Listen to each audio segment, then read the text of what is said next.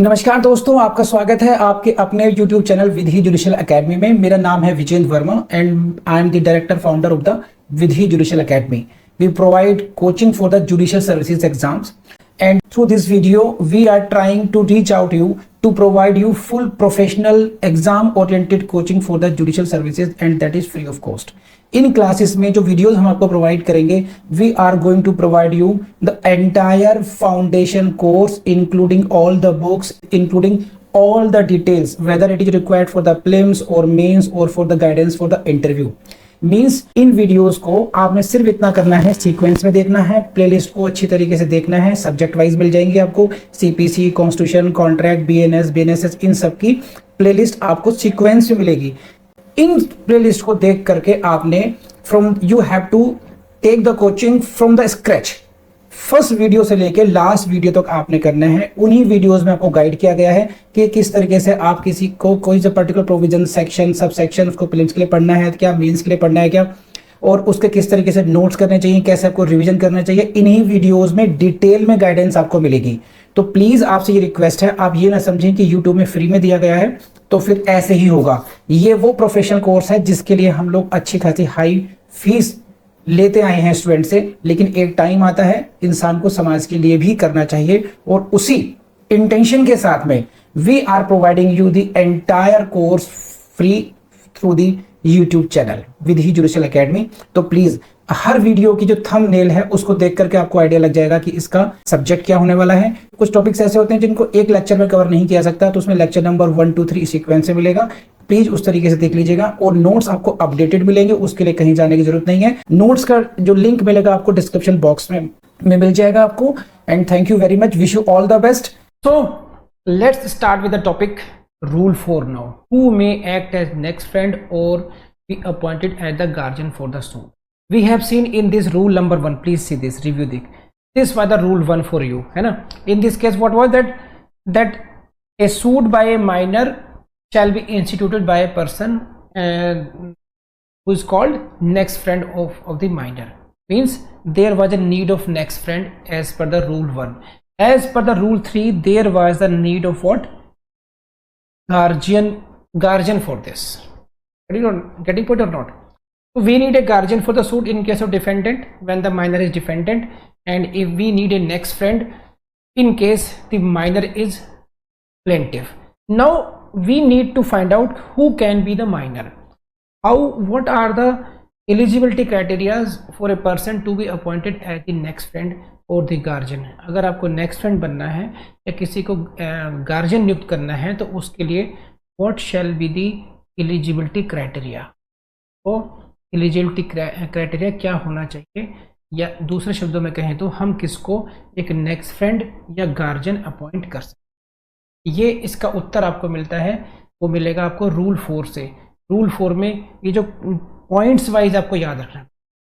And please go to the direct language and now to understand it in a better way please go to the screen and read it with me now. Please see this. A person who is of sound mind, and this is the first criteria, a person who is of sound mind, number 1, and has attained majority, number 2. These are the two criteria. May act as next friend of a minor or his guardian for the suit. The term is what? Guardian for the suit है। पूरी term समझ लीजिए। Guardian for the suit का मतलब होता है, हिंदी में बोलते हैं वादार्थ संरक्षक। क्या बोला? वादार्थ संरक्षक। नेक्स्ट फ्रेंड को क्या बोलते हैं? वाद मित्र।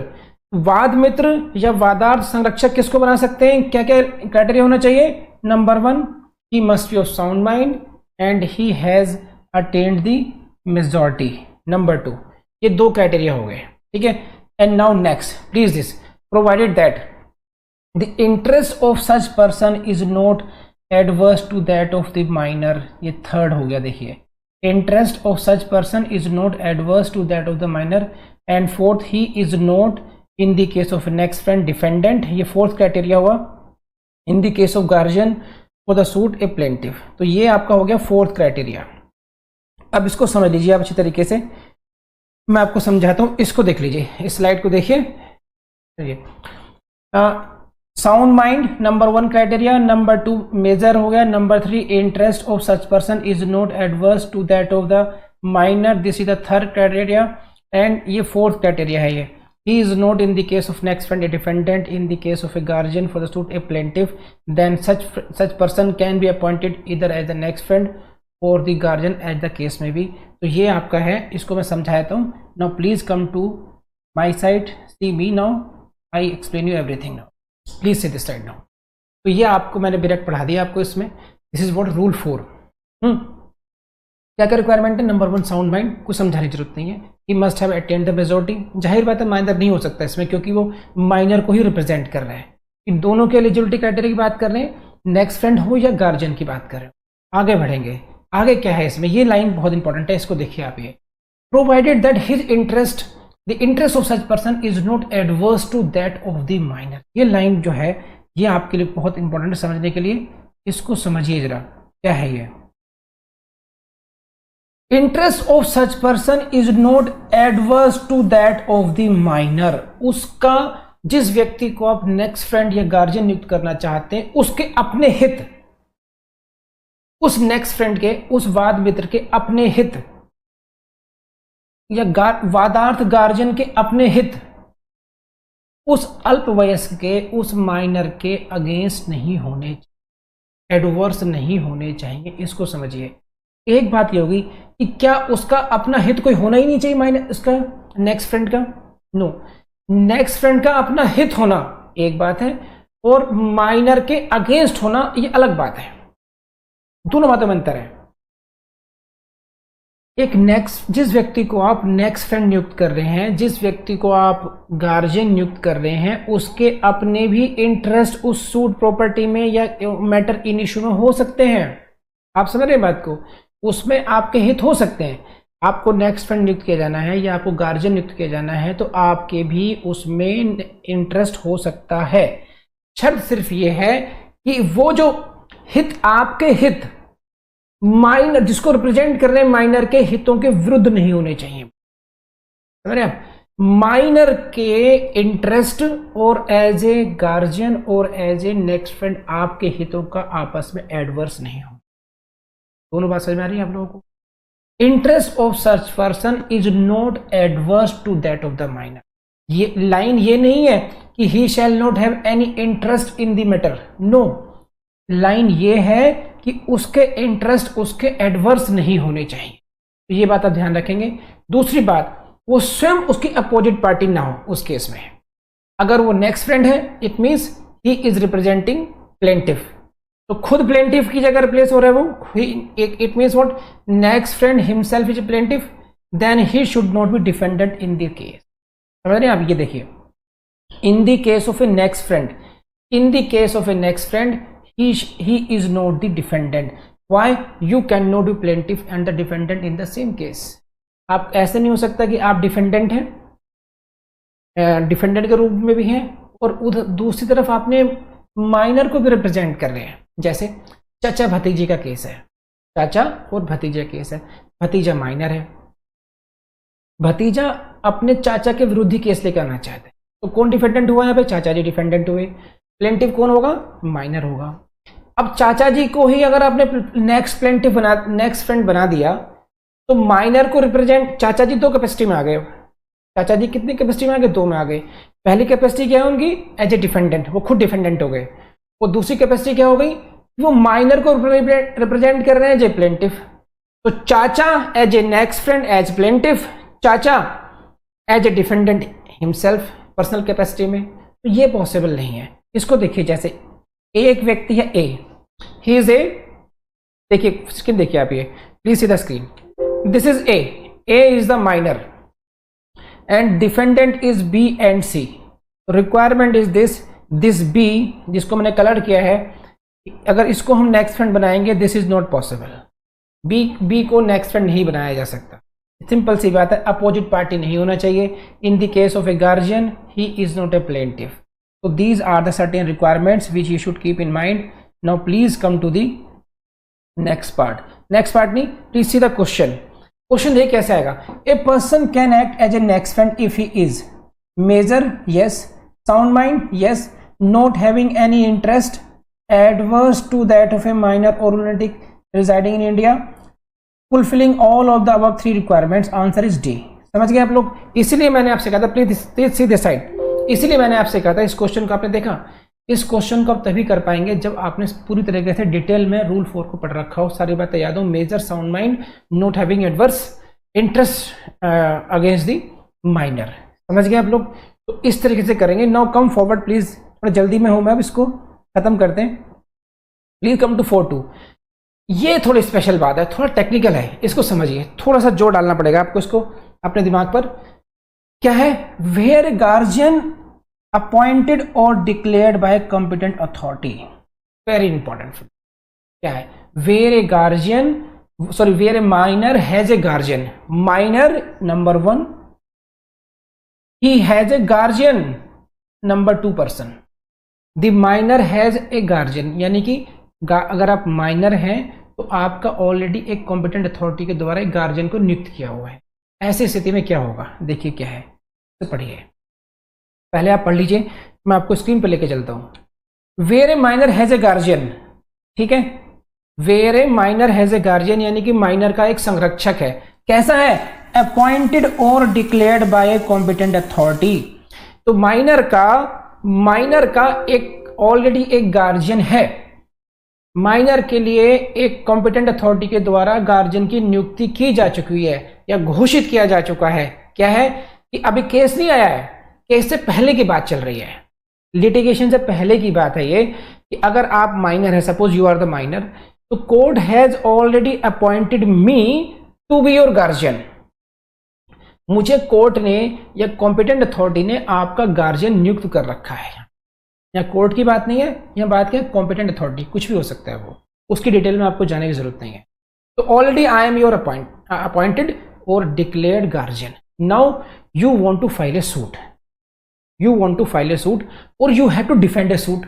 आपको सूट डिफेंड करना है या आपको एक सूट फाइल करना है। अब for that purpose as per rule 1 और द रूल 3 क्या जरूरत पड़ेगी आपको? You will need a next friend, you will need a guardian. अब क्वेश्चन ये है कि जो व्यक्ति पहले से गार्जियन में हूं, ऑलरेडी अपॉइंटेड, क्या मैं ही आपका सूट में नेक्स्ट फ्रेंड बनूंगा?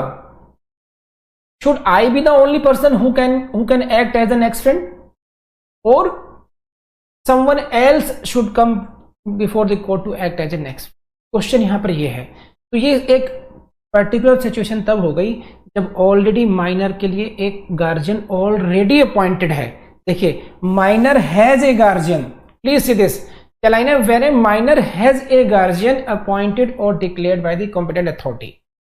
ऐसी केसेस में क्या होगा? Then no person other than such guardian shall act as the friend. This is the law कि only if I am your guardian I shall act as your next friend, I shall act as your guardian, no other person shall act this. समझ में आ रही बात आपको? No shall act as next friend of the minor और appointed as his guardian for the suit. तो ये बात तो जनरल नियम ये हो गया कि अगर ऑलरेडी गार्जियन है, अगर ऑलरेडी गार्जियन है, only that person shall act as the next friend और एज द गार्जियन फॉर। क्या इसका कोई एक्सेप्शन है? यस, एक्सेप्शन है। क्या है? This is the exception. Unless the court considers, please come to the screen पे पढ़ते हैं इसको। Unless the court considers for reasons to be recorded that it is for the minor's welfare that another person be permitted to act or be appointed as the case may be. This is, ये जो line है, unless the court considers that it is for the minor's welfare, minor के हितों के लिए जरूरी है that another person be permitted to act और appointed at the next friend और द गार्जियन। और एक खास बात क्या है? For reasons to be recorded, for reasons to be recorded. तो इसको आप ऐसे देख लीजिए, इस लाइन में समझिए थोड़ा सा। Minor already has a guardian appointed, सही है, ये सिचुएशन है आपके पास। Minor already has a guardian, पहले से गार्जियन है, तो नियम क्या होगा? Only such guardian shall act as the next friend और द गार्जियन। सेकेंड सिचुएशन है other person can be appointed as next friend or guardian कब? when court considers that it is for the minor's welfare। समझे बाबूजी आप? तो इसको आप समझिए, मैं आपको समझाता हूँ, प्लीज सी दिस साइड। तो मेन बात यह हुई कि अगर गार्जियन पहले से है तो नियम यही है कि कोर्ट उसी को नेक्स्ट फ्रेंड नियुक्त करेगी, कोर्ट उसी को गार्जियन नियुक्त करेगी। Only that person can act as the next friend और फॉर द गार्जियन। बात समझ में आ गई। अब एक अपवादिक स्वरूप में, एक अपवाद के स्वरूप में as an exception, when court considers no he is the guardian. Suppose कीजिए उसके नाना जी को बना दिया गया, उन नाना जी को कभी कोर्ट का मुंह नहीं देखा, लिटिगेशन के बारे में जानते तक नहीं है, वो लगता है कि नहीं ये जो व्यक्ति हैं मेरे सज्जन व्यक्ति हैं, भद्र पुरुष हैं और ये कोर्ट में इस बच्चे का केस नहीं लड़ सकते हैं। ऐसे केस में क्या करेगी कोर्ट? ऐसे केस में अगर लगता है कि कोर्ट को कि माइनर के वेलफेयर में यही बात होगी कि इनको नाना जी गार्जियन रहें उसकी प्रॉपर्टी के, उसके पर्सन के, उसका देखभाल करें, लेकिन केस के लिए for this litigation someone else, some other person shall be appointed as the next friend, some other person shall be appointed as next friend.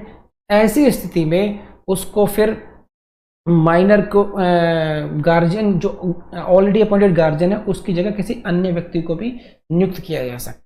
अब बात समझ में आई आप लोग? नहीं आई भाई? कर लेंगे आप लोग ये? नहीं। तो ऐसी स्थिति में ये ध्यान रखेंगे। लेकिन अब क्योंकि यहाँ पर एक एक्सेप्शन आ गया, कोर्ट ने क्या करा? कोर्ट ने जनरल रूल को फॉलो नहीं किया है। कोर्ट ने जनरल रूल क्या था कि ऑलरेडी अपॉइंटेड गार्जियन को ही नेक्स्ट फ्रेंड अपॉइंट करना था, उसको उस जनरल रूल को कोर्ट ने फॉलो नहीं किया है। ऐसी स्थिति में क्या होगा?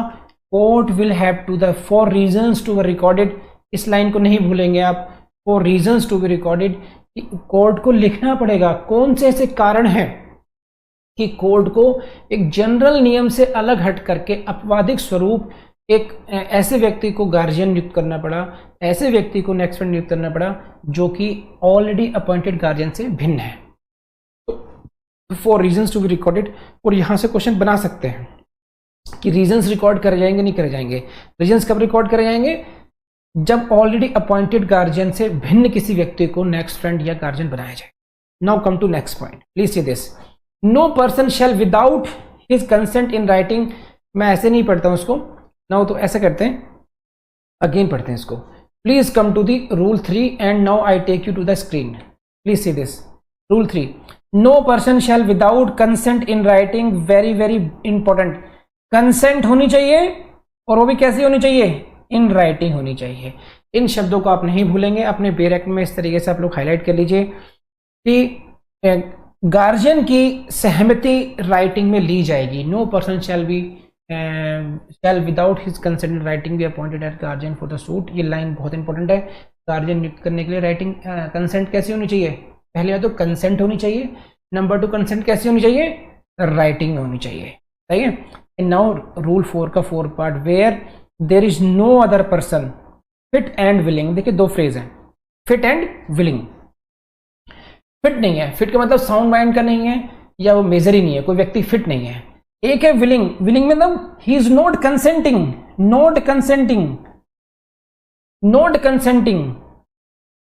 तो एक व्यक्ति फिट तो हो सकता है लेकिन कंसेंटिंग नहीं हो सकता। तो दोनों ही बातें ध्यान रखना। Where there is no other person fit and willing to act as a guardian for the suit, court में appoint any of its officers. ध्यान रखना। तो what is the option for the court? Court में appoint any of its officers to be such guardian. Please see understand this now. 4.3 क्या कहता है? 4.3 की पहले 4.3 की रिक्वायरमेंट क्या थी? कंसेंट इन राइटिंग होनी चाहिए। किसके बारे में होनी चाहिए? गार्जियन फॉर द सूट के अपॉइंटमेंट। तो समझाने की जरूरत नहीं है, दो ही बातें ध्यान रखनी है। Number 1 consent, number 2 consent in writing होनी चाहिए। आगे क्या रह गया? यह है 4.4 में आया कि अगर कोई व्यक्ति मिल ही नहीं रहा, तो बातें हो गई। पहली बात तो कोई फिट व्यक्ति नहीं मिल रहा। फिट मतलब who is a fit to act as the guardian, ऐसा कोई मिल ही नहीं रहा व्यक्ति। फिट तो मिल रहा है यार, ये लड़का, ये व्यक्ति स्मार्ट है, साउंड है, मेजर है, he is a fit person but he is not willing, ये भी हो सकता है। तो फिट एंड विलिंग का कॉम्बिनेशन होना चाहिए। अगर वो ऐसा व्यक्ति कोई नहीं मिल रहा है अपवाद स्वरूप में, अगर ऐसी स्थिति है, if someone is not there, he is fit and willing नहीं मिल रहा है, तो ऐसी स्थिति में कोर्ट क्या करेगी? अपने ही किसी अधिकारी को, एनी ऑफ इट्स ऑफिसर्स मतलब कोर्ट के जो अन्य कर्मचारी हैं, अन्य जो ऑफिसर्स हैं, उनमें से किसी एक व्यक्ति को अपॉइंट कर देगी, गार्जियन बना दी जाएगी। और जब कोर्ट उसको गार्जियन बनाएगी तो नेचुरली फिर उसके भी कुछ एक्सपेंसेस होंगे, उसकी कुछ कॉस्ट होगी, उसके लिए भी उसको ऑर्डर किए जाएंगे। Please come forward to next. इससे पहले एक ये देख लीजिए, कि क्वेश्चन कैसे आया हुआ है, and please see this screen. A person can be appointed as a guardian 32 rule 4 on his oral consent no. देखिए मैंने कहा था ना, ध्यान रखना इस बात का, कंसेंट इन राइटिंग होनी चाहिए। किसके अपॉइंटमेंट की बात कर रहे हैं हम? गार्जियन की बात कर रहे हैं। कंसेंट इन राइटिंग होनी चाहिए, ये ध्यान रखना आप लोग।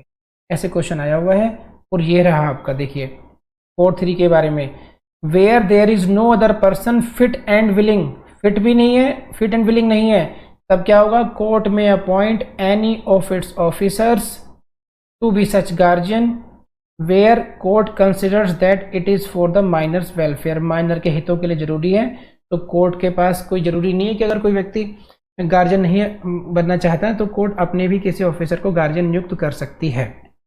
Now come to the next, मैंने कहा था ना कोस्ट के बारे में बात आएगी, और कोस्ट के बारे में ये रही, देखिए ये रही, इसे पढ़ लीजिए। And may direct that cost to be incurred by such officer in the performance of his duties as such guardian shall be borne either by the parties or by one or more of the party to the suit, or out of any fund in the court in which the minor is interested, or out of the property of the minor, and may give directions for the repayment or allowances of such cost as justice and the circumstances of the case may require। तो ये मैंने आपका remaining part आपके लिए direct पढ़ दिया। एक बार आपको करना क्या चाहिए, जब मैं पढ़ता हूँ उस तरीके से, तो आप लोगों को डायरेक्ट पढ़ लेना चाहिए, क्योंकि पढ़ करके ही आपके दिमाग में वो वर्ड्स आते हैं जिन्हें समझ में आ जाए, आपको समझाया जा सके। अब मैं इसको समझाता हूँ आपको। इसका मतलब क्या है कि जो कॉस्ट है वो कहाँ से ली जाएगी। अब मेरी बात तरफ समझिए, आप इसको समझिए। Please see this side now, please see this side now. देखिए कोर्ट कैन डायरेक्ट कॉस्ट, है ना, इनक्योर्ड बाय सच ऑफिसर्स। जो कौन सा ऑफिसर है ये ऑफिसर वो है, ये ऑफिसर कौन सा है? ये ऑफिसर वो है जो कोर्ट ने नियुक्त किया। कोर्ट ने कब नियुक्त किया उसको गार्जियन? जब कोई अन्य फिट एंड विलिंग व्यक्ति नहीं मिल रहा था। अब उसकी जो कॉस्ट है, उसके जो खर्चे होंगे, उसको कैसे कौन कौन बियर करेगा? That shall be borne by what? Number 1, either by the parties. Number 1 option ये हो सकता है कि पार्टीज उसके कॉस्ट को बियर करें, या दूसरा ऑप्शन क्या हो सकता है? बाय एनी वन और मोर ऑफ द पार्टीज। ये कोर्ट करेगी, ऑल द पार्टीज और एनी वन और मोर ऑफ द पार्टीज। दो ऑप्शन हो गए। या थर्ड ऑप्शन क्या है? Out of any fund in the court in which minor is interested. ऐसा कोई फंड है ऑलरेडी कोर्ट में जिसमें माइनर इंटरेस्टेड है, उस फंड से भी उसको पैसा की भरपाई की जा सकती है। और नेक्स्ट है out of the property of the minor, minor की किसी संपत्ति से भी उसकी कॉस्ट को दिया जा सकता है। यहाँ पर ध्यान रखना, प्रॉपर्टी की बात की है, पर्सनल लायबिलिटी नहीं बात की। As the justice and circumstances of the case में रिक्वायर। समझे आप? इन चारों ऑप्शंस में से कोई सा भी ऑप्शन या दो ऑप्शंस मिला करके किसी भी तरीके से, ये टोटली कोर्ट का डिस्क्रिप्शन है। तो आपको करना क्या है? आपको इन चारों बातों को याद रखना है कि कॉस्ट कहाँ से के लिए ऑर्डर किया जा सकता है। ईदर ऑफ द पार्टीज, किसी भी पार्टी से कह सकते हैं, plaintiff party, defendant party, any one और मोर ऑफ द पार्टीज हो सकता है, आउट ऑफ द फंड हो सकता है, out of the minor's property हो सकता है। इसको आप ध्यान रखेंगे। एंड देखिए इसमें ये कुछ क्वेश्चन देख लीजिए कैसे कैसे करने हैं आपने। ये तो समझा दिया सर आपको मैंने। ये हो गया आपका, एक मिनट, 4-3 सब आ गया आपके। अभी कोई रहा नहीं है, क्वेश्चन देख लीजिए बस आपके अभी रहे। Please come to the question. और ये क्वेश्चन मैं आपको पढ़वाता हूँ स्क्रीन पर। Please come to the screen now. A suit through next friend can be filed by minor lunatic और बोथ, दोनों हो जाएंगे, ठीक है। Next question, who's guardian ad litem? A person appointed by the court, court appoint करती है इसको, to take legal action on behalf of the minor. Guardian of the child हो, जरूरी नहीं है। Step father of the child, नहीं। None of the above, नहीं। Answer is a. तो इस तरह के क्वेश्चन बेसिकली आते हैं, बिटवीन द लाइंस पढ़ने पड़ते हैं आपको। आंध्र प्रदेश जुडिशियल सर्विसेज 2011 में क्वेश्चन आया हुआ है। तो इस तरीके से आपने देखा रूल 4 की बिटवीन द लाइंस पढ़ने से या रूल 1-3 से पढ़ने से आपको क्वेश्चंस मिलेंगे। एंड नेक्स्ट क्वेश्चन भी देख लीजिए, guardian ad litem used under CPC means what?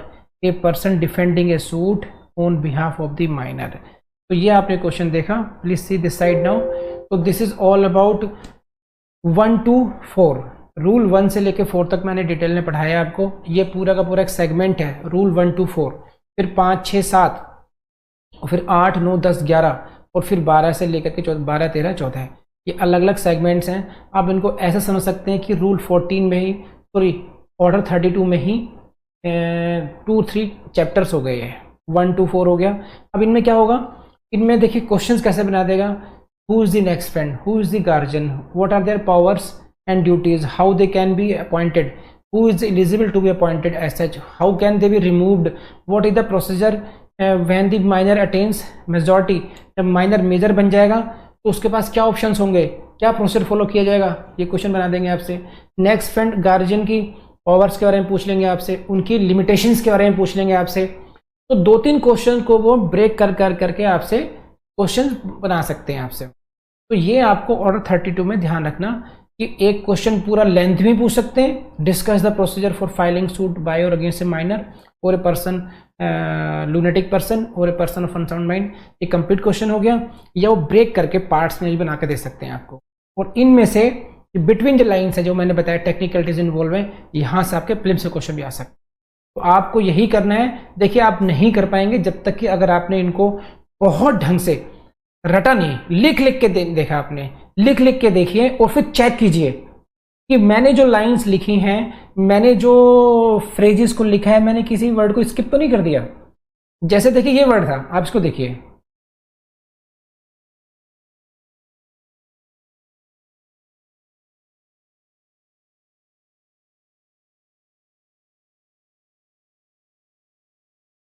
Reasons to be recorded, या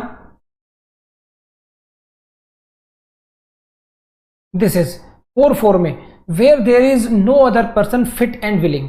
तो केवल फिट पर्सन ही लिखेंगे आप, फिट एंड विलिंग लिखेंगे आप लोग। ये फिट एंड विलिंग दोनों ही होना चाहिए आपके उसमें।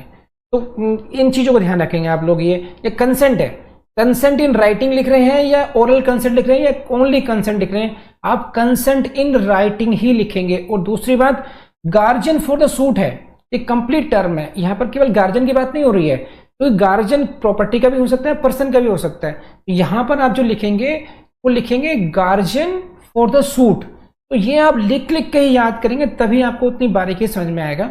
और एक बार ऐसे आपने कर लिया तो कम से कम प्रीलिम्स की समस्या खत्म। और इन सबको जोड़ देंगे तो आपका मेन सा क्वेश्चन तैयार हो गया आपका। कर लेंगे आप लोग। तो this is now 1 to 4। Now we will move towards the next segment from 5 to 7, 5, 6, 7। Thank you. देखिए इन वीडियोस के बारे में आपको अंदाजा लग गया होगा कि ये इनकी जो अप्रोच है वो है एग्जाम में कैसे आएगा। आपको बुद्धिजीवी बनाने की प्रयास नहीं किया गया है। तो अगर आपको ये प्रयास समझ में आया हो और आपको अच्छा लगता हो तो please help us spread awareness about this channel, so that कि बहुत से ऐसे स्टूडेंट होंगे, बहुत से खासकर ऐसी गर्ल्स होंगी जिनको उतनी अच्छी क्वालिटी कोचिंग नहीं मिल पा रही है। तो help them, help yourself, help us. Thank you very much and share these videos. Thank you.